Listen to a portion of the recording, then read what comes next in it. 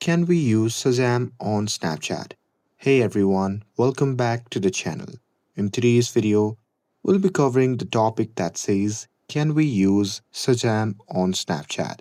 So now, without further ado, let's get started. So here, to tell you upfront, we can't use the Shazam on the Snapchat. And here,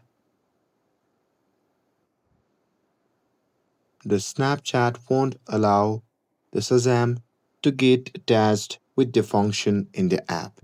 But to tell you frankly, you don't need Shazam for Snapchat app because the Shazam basic operation is to know the song by their tune. But here, if you want to identify any song on the Snapchat, then you can simply see their music name as well in the top of their snap.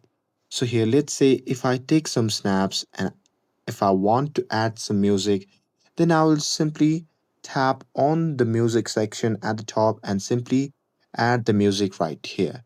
So here, if you want to identify the music song name, then you will get it on the snap directly. So that's it. With this, if you found this video helpful, then don't forget to like, share, and subscribe to get updated for more videos. Thanks for watching, and I'll see you in the next video.